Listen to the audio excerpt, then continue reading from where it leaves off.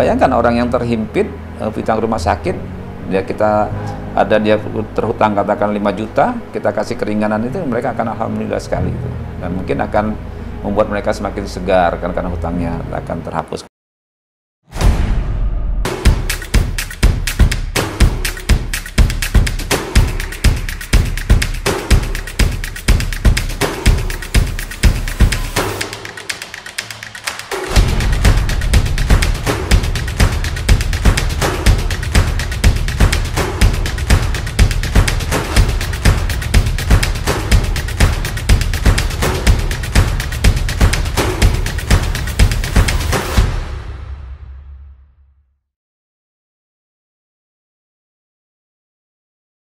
Apa kabar Sobat KN Jakarta? Assalamualaikum, salam sejahtera dan salam sehat bagi kita semua.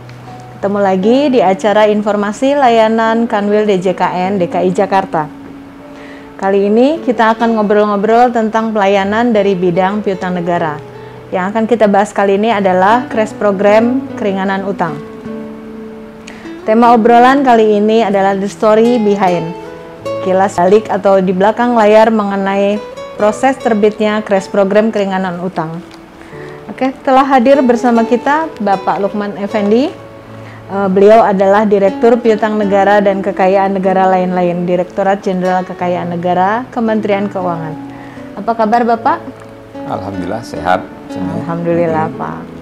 Seperti kita ketahui bersama, Bapak Lukman ini adalah pelopor, pencetus, dan mungkin juga adalah seseorang yang membidani lahirnya Crash Program Keringanan Utang ini.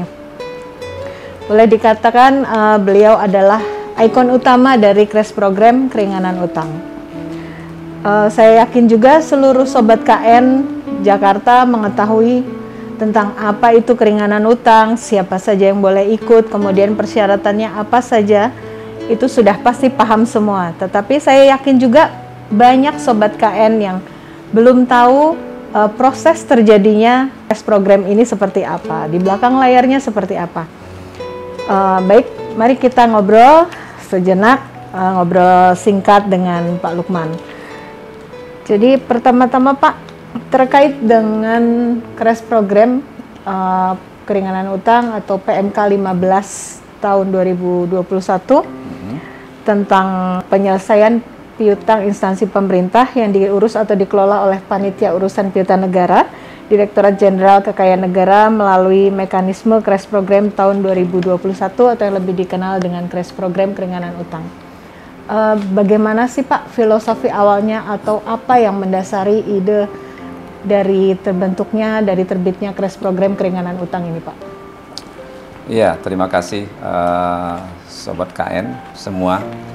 Jadi ini sebenarnya merupakan satu rangkaian kebijakan. Jadi kita nggak bisa lihat ini suatu parsial bahwa inilah masalah keringanan utang. Jadi sudah lama terpikirkan oleh kita. Saya masuk ke direktorat ini PNKNL akhir bulan Februari kalau nggak salah ya, atau awal Maret tahun 2020. Nah, setelah itu langsung pandemi. Nah, kita melihat bahwa banyak yang harus kita lakukan perbaikan-perbaikan dalam rangka membuat suatu tata kelola yang baik ya untuk piutang negara, khususnya TUSI yang ada di Direktorat Jenderal Kekayaan Negara ini. Nah, sebenarnya berbagai target, berbagai kebijakan yang kita terbitkan. Kebijakan pertama tentunya kita paket pertama ya, kita menerbitkan piutang pengurusan atau pengelolaan piutang negara yang ada di KL dan pengurusan sederhana seperti itu.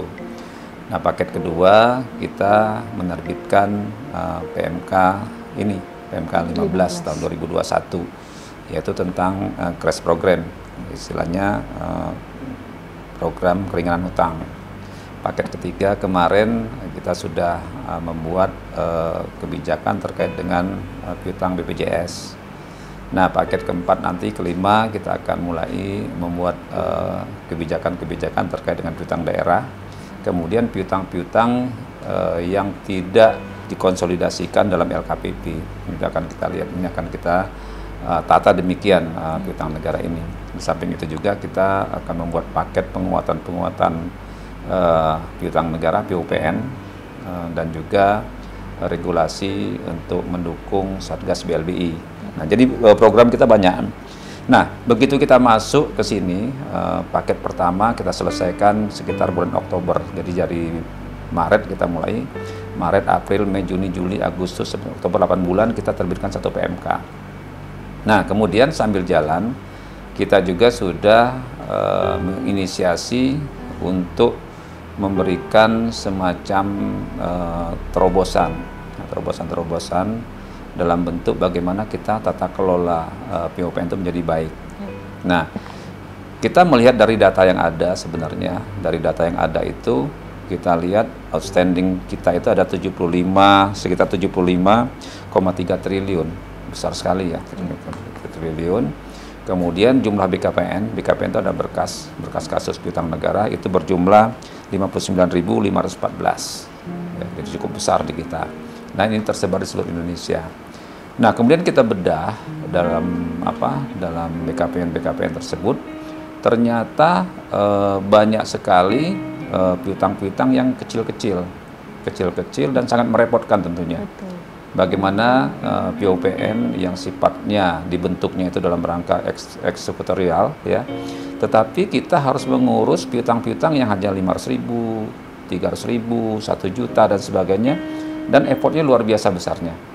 Nah, ini kita lihat, wah, ini kalau begini caranya kita tidak akan bisa berkembang dengan baik DJKN ini, itu harapan kita.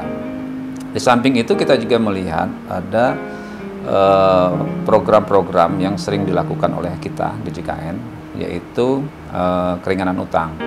Nah, ini program ini sudah lama sebenarnya, dari tahun-tahun sebelumnya sudah ada, dan itu dimasukkan dalam Undang-Undang APBN.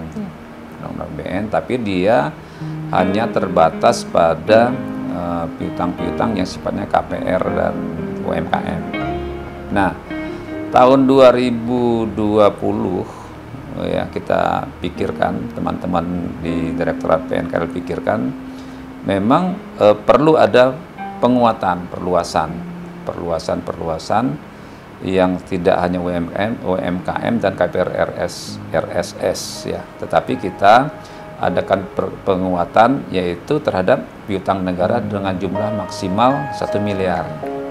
Kenapa kita memilih yang 1 miliar? Karena kalau kita lihat dalam database kita itu dari 59.514 debitur tadi, BKPN tadi, ternyata 39.000 itu adalah didominasi oleh piutang kecil-kecil tadi, 1 miliar ke bawah. Nah, ini sulit kita selesaikan. Kalau saya lihat di lapangan, waktu saya kanwil juga sulit diselesaikan, karena ini akan sangat merepotkan kita, ya. Merepotkan kita. Nah, tentunya piutang-piutang ini umurnya sudah tahunan, bila perlu kita mungkin belasan tahun, ya. Walaupun tercatat di kita itu katakanlah baru diserahkan 2020, 2021, tetapi pada dasarnya piutang-piutang tersebut sudah berada di kementerian lembaga itu ada bisa 10 atau 15 tahun yang lalu, jadi cukup lama, ya. Di samping itu juga ada piutang-piutang yang dulu ex-BLBI. Ya. Nah, kondisi piutang-piutang ini tingkat ketertagihannya sangat rendah. Kita paham, kadang-kadang alamatnya tidak jelas, kemudian juga bermasalah kalau ada agunannya, kemudian juga orang yang sudah meninggal dan sebagainya. Nah, sebenarnya kita sudah banyak melakukan kemudahan-kemudahan dalam arti kita bisa terbitkan PSPDT dan sebagainya.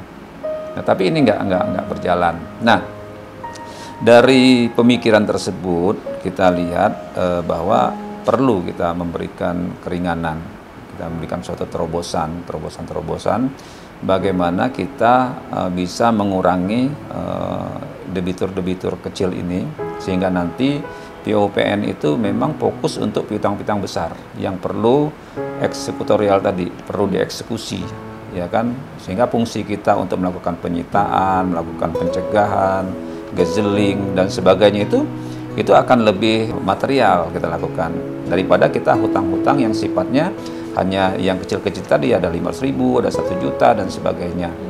Nah ini yang latar belakangnya kita. Itu yang pertama. Jadi kita ingin tata kelola ini semakin bagus nantinya, POPN kita akan semakin kuat dianya, dan yang dikerjakan pun semakin material. Nah, cara-cara ini tentunya di samping kita untuk kedepannya piutang-piutang kecil 8 juta ke bawah itu kita serahkan ke KL, tetapi yang sudah ada di kita selesaikan dengan cara crash program ini. Nah ini latar, dan juga ada 2 juga di samping tata kelolanya. Tentu kita menyadari bahwa ini kan masih era pandemi ya, era pandemi, banyak sekali tentunya masyarakat Indonesia yang terpuruk kehidupannya, terutama yang UMKM dan sebagainya. Nah kita juga ingin membantu mereka. Kita sinyalir dalam beberapa debitur kita tersebut banyak debitur UMKM yang memang saat ini sedang terpuruk. Jadi kita perlu membantu mereka, dan alhamdulillah itu bisa tercover ya dalam program ini. Nah itu mungkin latar belakang kitanya. Kemudian pada awalnya kan program ini tidak begitu populer ya Pak di mata sebagian besar orang. Terus bagaimana sih perjuangan dari Direktorat PNKNL untuk meyakinkan bahwa program ini nantinya justru yang akan membawa nama baik bagi Kementerian Keuangan, khususnya bagi DJKN? Ya, memang kelihatannya program ini biasa-biasa saja, kelihatannya ya. Karena program ini sudah sering kita lakukan. Tetapi memang di zaman sebelumnya kita melihat tidak terlalu, keberhasilan tidak terlalu baik ya. Kadang-kadang ada cuma 3 debitur yang ikut dan sebagainya. Nah, kita berkaca dari sana, tentunya kita harus membuat suatu program yang bagus dalam artian bagaimana supaya program ini menarik. Ya, nah tentunya ini harus kita pikirkan semua, jadi kita sudah merancang undang-undang APBN itu dalam RUU-nya tahun 2020 kita masukkan ke sana. Kita masukkan, kemudian kita diskusikan dengan DJA waktu itu, dengan BKF, kemudian itu masuk ke undang-undang APBN. Nah, perjuangannya juga berat sebenarnya ini, ya, karena kita pengen ini bagus dan sebagainya. Kemudian kita buat undang-undang ini bagaimana supaya dia mulai dari kita merencanakan, kita mengeksekusinya mempunyai waktu yang lama. Nah, kita tidak ingin lagi seperti tahun lalu atau tahun sebelumnya bahwa undang-undang atau sifatnya kebijakan-kebijakan itu terbit pada akhir tahun. Karena kalau undang-undang APBN itu kan cuma 1 tahun berlakunya. Nah, kita harus optimalkan 1 tahun ini. Berarti kita harus gerak cepat. Bayangkan kita di undang-undang APBN itu disetujui sekitar Desember, kita awal Februari kita udah terbit PMK ini. Nggak gampang membuat satu PMK. Bayangkan ya. Kadang-kadang orang bisa 1 tahun lebih, tapi kita membuat PMK ini hanya dalam waktu 2 bulan, 3 bulan. Berarti kita sudah pikirkan dengan matang sebenarnya membuat PMK ini. Nah, ini membuat menarik itu kenapa? Karena kita pertama memang niatnya kita baik, kita tidak punya kepentingan apa-apa, jadi kita hanya ingin memperbaiki tata kelola, kemudian kita ingin membantu para debitur yang terpuruk ekonominya, kemudian juga tentunya harapan kita agar POPN nanti akan mengurus piutang-piutang yang memang layak untuk diurus oleh POPN. Ya, karena POPN itu kan sifatnya kolektif, kolegial kan. Kalau hanya mengurus yang kecil-kecil nggak layak menurut saya. Nah ini yang penting. Kemudian memang anggapan orang bahwa ini tidak populer, ya memang awalnya tidak populer memang awalnya. Ya kan kita banyak serangan kiri kanan juga ya kalau jadi tahu bahwa kita dianggap akan memberikan penghapusan hutang besar-besaran gitu. Nah ini, tapi itu kita anggap itu suatu motivasi kita untuk bergerak. Nah, kita bedakan keringanan hutang dengan penghapusan hutang. Itu harus kita bedakan juga. Kalau keringanan hutang itu adalah tetap orang yang bertanggung jawab, debiturnya bertanggung jawab, tetapi kita berikan dengan keringanan-keringanan. Berbeda dengan penghapusan. Kalau penghapusan mereka mengajukan penghapusan dengan alasan tertentu atau perusahaan tertentu, kemudian kita hapuskan. Nah, ini mereka tetap melakukan pembayaran, ya. Tetapi memang hitungan-hitungannya kita sudah prediksi hitungannya berapa besar keringanannya dan sebagainya. Dan ini tentunya tidak serta-merta diputuskan oleh level-level bawah. Ini kita selalu berkoordinasi dengan pimpinan kita, baik itu Dirjen Keuangan Negara maupun Menteri Keuangan.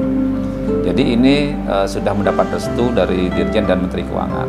Jadi memang program ini dianggap baik dan sehingga beliau setuju, jadilah dia peraturan Menteri Keuangan. Nah, tarif yang kita berikan memang tarif pasti, jadi kita tidak ingin lagi nanti dalam pelaksanaannya itu timbul permasalahan lagi.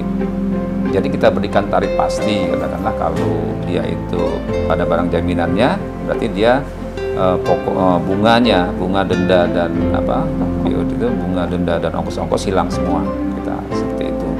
Kemudian untuk pokoknya, kalau ada barang jaminan, kita berikan keringanan 40%. Jadi dia cuma bayar 60%. Jadi kalau dia punya hutang 11 juta, ya 1 juta itu BDO, bunga denda dan ongkos itu kita hapuskan.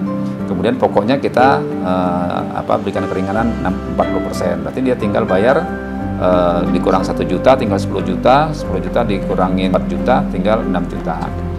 Nah, itu ada lagi keringanannya. Kalau dia bayar sampai dengan akhir Juni ini, kita berikan dia keringanan 50% lagi. Jadi tinggal bayar 3 juta. Ya.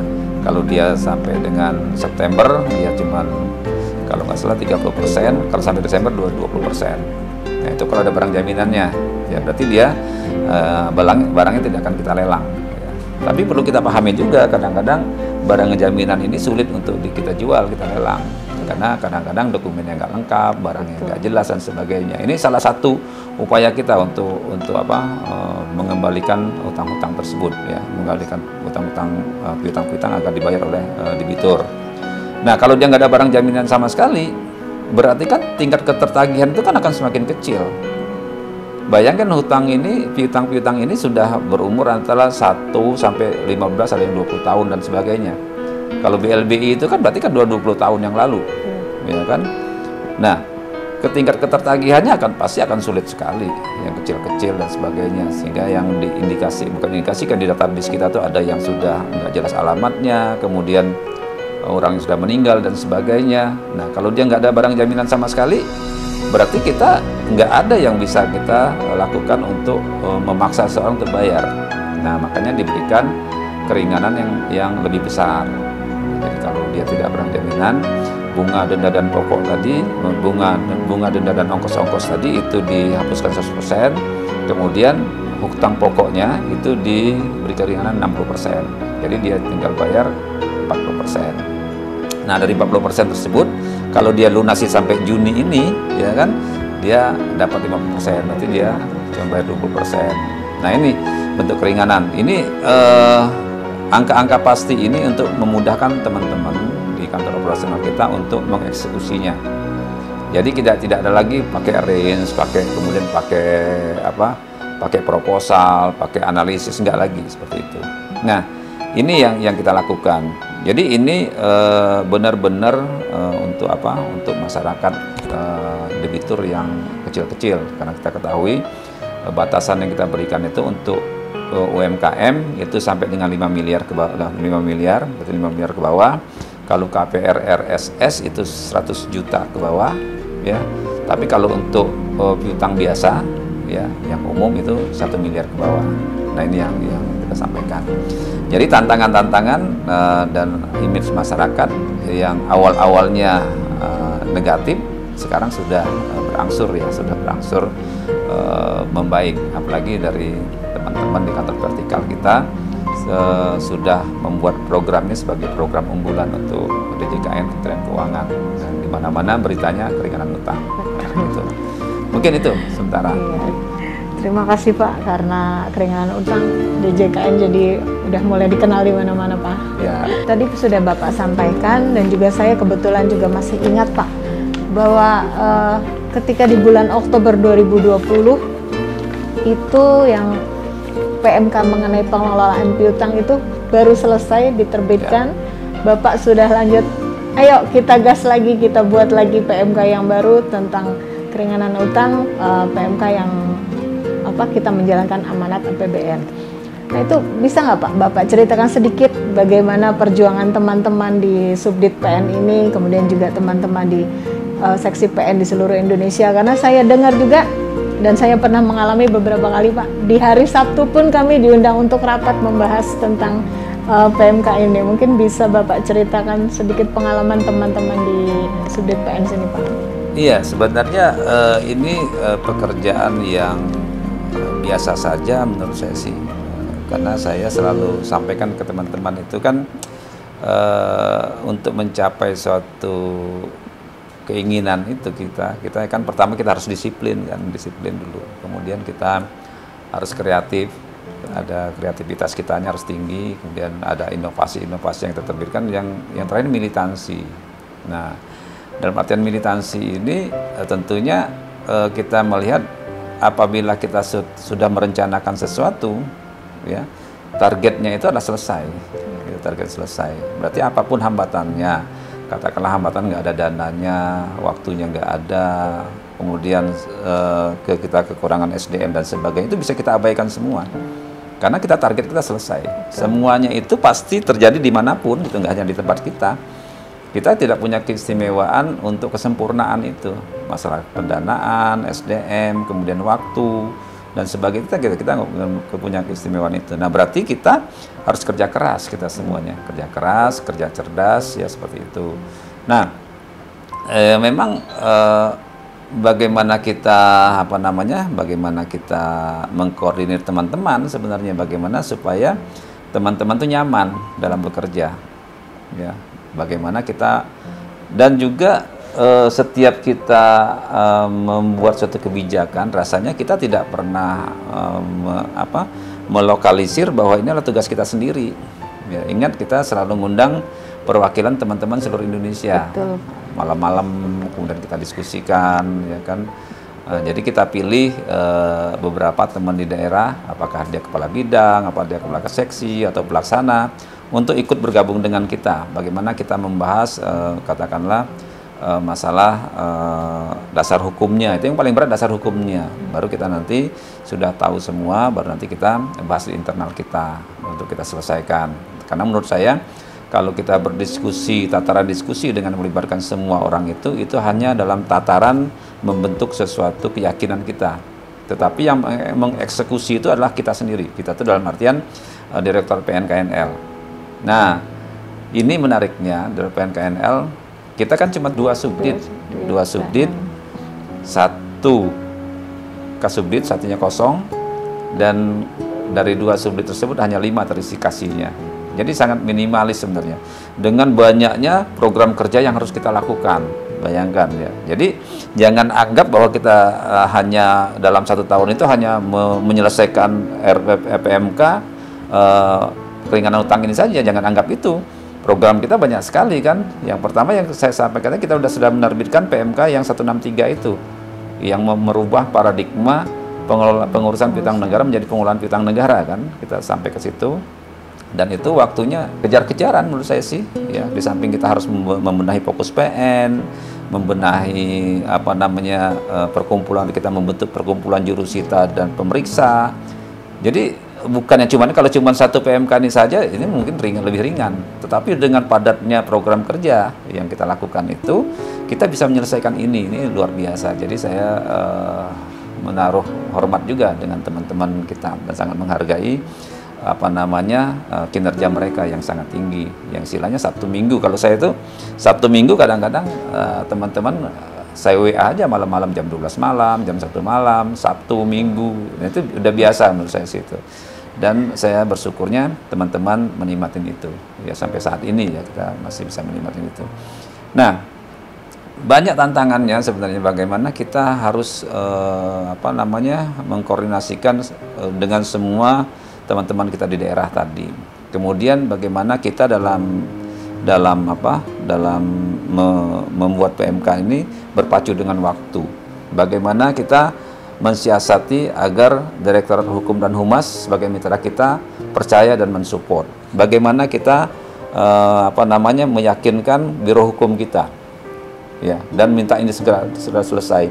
Bagaimana kita dengan waktu jangan beberapa hari kita harus datang ke Kumham dan meyakinkan mereka ini harus segera diterbitkan penyelarasannya dan sebagainya. Bagaimana kita harus ke Seknek menyatakan bahwa ini harus diterbitkan karena ini mensupport PEN dan sebagainya. Dan buahnya bagus, buahnya. Menteri Keuangan pun menganggap ini sebagai suatu program unggulan karena dia menganggap bahwa ini bisa membantu masyarakat dengan program PEN kitanya. Ya, nah ini yang banyak karena kita kerja keras tadi kita bisa selesaikan banyak manfaatnya bagi kita. Nah, jadi kalau hambatan-hambatan saya pikir itu sudah biasa lah bagi kita ya, bagi Direktorat PNKM juga biasa. Dan juga yang dulu tidak terlalu sependapat sekarang sudah sependapat dengan kita. Ya memang kita harus menunjukkan bukti bukan janji, bukti, dan kita harus kerja keras di sampingnya. Dan ini alhamdulillahnya kita dapat dukungan dari Dirjen kita secara maksimal. Waktu itu Pak Isa Rahmatarwata ya. Kemudian dapat dukungan dari Direktorat Hukum dan Humas, khususnya Humasnya, menjadikan ini sebagai program unggulan kitanya. Ya. Nah ini luar biasa menurut saya sih, dan alhamdulillah saat ini progresnya sudah cukup bagus sampai saat ini dengan kondisi debitur yang sudah sulit untuk ditemui ya. Bayangkan kita ngirim surat, katakanlah target kita potensi kita 39.000 tadi ya, yang kemungkinan bisa 16.000 kemungkinan bisa. Tapi begitu 16.000 debitur tadi itu kita kirimin surat, banyak yang balik katanya. Nah, apa indikasinya? Bahwa itu memang piutang-piutang ini sudah sulit untuk diselesaikan. Tetapi kita tidak boleh putus asa, kita terus lakukan. Dan saya melihat dan terenyuh kadang-kadang ya dari video-video yang teman-teman sampaikan ke kita, banyak sekali masyarakat tuh yang terbantu dengan program kita ini. Bagaimana seorang anak melunasi hutang almarhum bapaknya gitu kan, bagaimana seorang yang tidak punya apa-apa kemudian dapat datang dari kita menyatakan bahwa dia mendapatkan keringanan. Nah itu menyatakan bahwa sebenarnya masyarakat itu, debitur kita itu punya keinginan untuk melunasinya, punya rasa tanggung jawab ya, tapi mereka memang terpuruk saat ini. Nah dengan adanya tawaran kita itu menjadi baik. Nah satu yang perlu saya sampaikan bahwa yang tadi menyatakan anggapan orang bahwa kita melakukan penghapusan hutang, negara akan dirugikan dan sebagainya. Nah kita lihat dari komposisi sebenarnya kita tuh dari 39.000 itu komposisinya itu 11.906 debitur itu merupakan piutang rumah sakit. Jadi nggak bisa dinyatakan bahwa kita akan menghapuskan piutang orang yang punya uang dan sebagainya.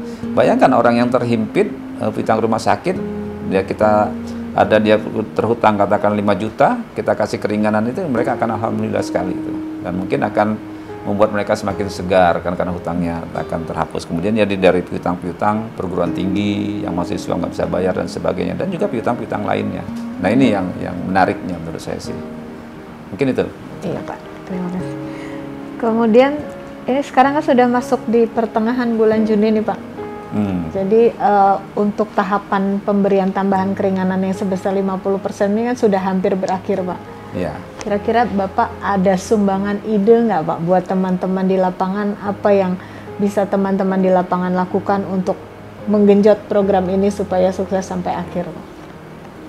Iya, kita sampaikan tadi bahwa potensi itu kan ada 36.283. Ya kan. Nah, kemudian diverifikasi sama teman-teman ada sekitar 16.000. Ya.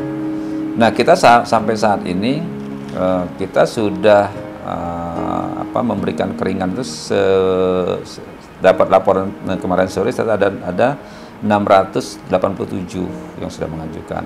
Nah, ini sudah bukan mengajukan, yang sudah disetujui. Ya, berarti kan cukup alhamdulillah lah ya kalau kita lihat. Tapi ini belum begitu memuaskan menurut saya sih. Karena target kita, bukan target ya, potensi-potensi itu ada dari 16.000 tadi kan. Nah, berarti ini baru sebagian kecil. Nah, memang menurut saya ini memerlukan waktu ya, memerlukan waktu. Karena kita mulai publikasi itu kalau nggak salah Februari Maret lah kita mulai, berarti Maret, April, Mei sudah 3 bulan katanya. Nah ini cukup masif kita, tetapi sekali lagi kita tidak bisa bekerja sendirian. Kita harus ada kementerian lembaganya, harus ada teman-teman di lapangan bagaimana mencari dan sebagainya. Nah ini membutuhkan kerja keras menurut saya sih. Nah kalau bagaimana kita membuat membuat terobosan-terobosan itu sangat tergantung dengan kantor-kantor di operasional kita, KPKNL. Ya, karena mereka yang lebih dekat dengan debitur-debitur tersebut dan juga mereka dekat dengan penyerah piutangnya. Nah dari kantor pusat tentunya nggak tinggal diam. Kita koordinasi dengan semua kementerian lembaga, ya, kemudian dengan PKNSI dan sebagainya. Nah karena ini ada kerja bersama. Nah juga kita berharap teman-teman di operasional itu, ya, mereka harus turun lapangan, nggak bisa hanya nyebar surat dan nunggu, nggak bisa. Nah ada teman dari Kanwil Jakarta, katakanlah mereka datang ke Pemda, gitu. Pemda, karena kadang-kadang hambatan itu kan membuat surat pernyataan bahwa dia tidak mampu kan dan sebagainya itu. Nah kadang-kadang pemerintah daerah pun atau pemerintah desa dan sebagainya itu mereka agak kurang mensupport gitu, kurang mendukung, seolah ini adalah program pemerintah. Tetapi pada dasarnya memang ini program pemerintah pusat memang. Tetapi yang terbantu adalah warganya, itu harus dipahamkan sama mereka, harus sampai ke mana. Yang terbantu nanti adalah warganya yang terpuruk, warganya yang merasa punya hutang kemudian merasa menjadi ganjalan, yang sudah tua, yang sudah meninggal dan sebagainya. Nah itu kalau mereka paham bahwa yang terbantu adalah warganya, mungkin mereka akan lebih mensupport lagi, mendukung lagi untuk hal demikian.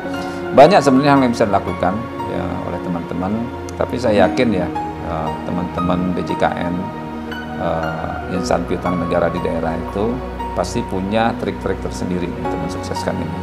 Ya, mungkin itu saya selalu menaruh kepercayaan seperti itu. Saya nggak pernah menyatakan bahwa teman-teman itu tidak bekerja, tapi selalu memberikan kepercayaan dan saya yakin mereka mau melaksanakan ini sebagai ASN yang baik. Itu Pak. Ini yang terakhir nih Pak. Yang terakhir Pak, kami minta arahan dan motivasi Bapak nih Pak buat teman-teman di daerah, teman-teman di lapangan, baik dari teman-teman yang dari bidang piutang negaranya maupun dari teman-teman di bidang informasi Pak yang turut membantu untuk menyebarkan informasi di program keringanan ini Pak. Mungkin ada sedikit motivasi. Sebenarnya ada yang benar-benar perlu disampaikan bahwa piutang negara di DJKN itu tusinya itu bukan tusi yang sunset gitu. Hilangkanlah kesan bahwa tusi kita tuh piutang negara di DJKN itu sunset.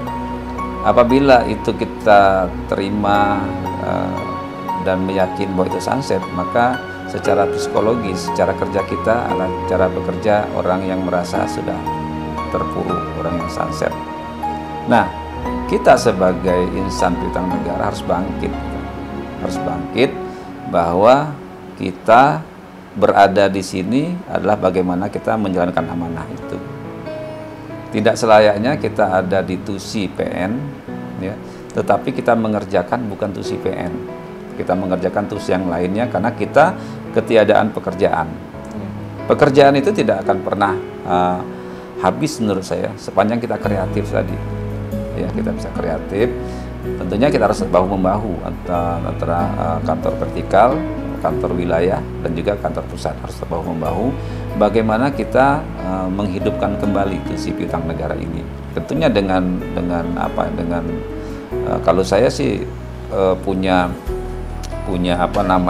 prinsip ya, bahwa dimanapun kita berada itu kita harus memberikan sesuatu yang terbaik di situ, harus meninggalkan sesuatu yang terbaik, harus melakukan perubahan yang terbaik untuk institusi dan untuk republik ini. Jadi dimanapun kita berada harus itu yang kita lakukan. Jadi kalau semua nanti berpikir seperti itu, dimanapun dia berada, apakah itu si PN, Pusti bukan PN, itu akan selalu hidup dia. Nah, tentunya untuk teman-teman bagian humas dan sebagainya, saya melihat begini, semua informasi itu itu akan sampai dengan baik atau biasa saja. Suatu informasi itu mempunyai nilai berita yang baik atau tidak.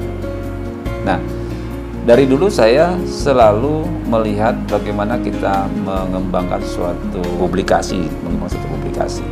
Saya beranggapan bahwa sesuatu publikasi yang baik itu pasti dihasilkan oleh suatu kegiatan yang baik, event-event yang baik. Nggak mungkin publikasi yang baik itu dihasilkan oleh event-event yang jelek, nggak mungkin, ya kan? Nah, runut-runutannya ada ke bawah lagi. Kalau event yang baik atau suatu kegiatan yang baik pasti akan di-create oleh orang-orang yang baik, orang yang terbaik. Nggak mungkin event yang bagus, ya kegiatan yang bagus akan di-create oleh orang yang biasa saja. Jadi rangkaian seperti itu. Saya melihat begitu. Orang yang baik akan meng-create suatu kegiatan yang baik akan meng-create suatu berita yang baik. Nah, bagaimana cara melakukannya itu? Tentunya ya kita harus banyak yang saya sampaikan tadi dari awal, disiplin, ya, kreatif, menimbulkan banyak inovasi di dalamnya, dan militan cara kita bekerjanya. Jangan kita bilang, oh Pak, nggak ada dananya Pak, ya udah nggak jalan. Oh Pak, staf saya cuma 1 Pak, nggak bisa kerja gitu. Kita diam nggak jalan. Bilang lagi, oh Pak, udah sore Pak, ngapain kita kerja? Ini minggu Pak, ini libur. Nah, kalau itu kita selalu kita sampaikan itu, kita nggak akan pernah mencapai sesuatu yang terbaik. Bagi saya, kalau saya sebelum kita mengakhiri masa tugas kita, itulah wilayah kita untuk bekerja. Ya kan? Jadi kalau kita mau istirahatlah setelah kita nanti mengakhiri masa tugas kita. Selama itu masih dalam periode kita untuk aktif, berkaryalah dengan baik. Karena karya itu sangat bermanfaat bagi Republik kita ini. Kita tidak selayaknya mendapatkan suatu amanah, tetapi kita bekerja biasa-biasa saja. Keberhasilan ada di tangan kita. Keberhasilan tidak ditentukan orang lain.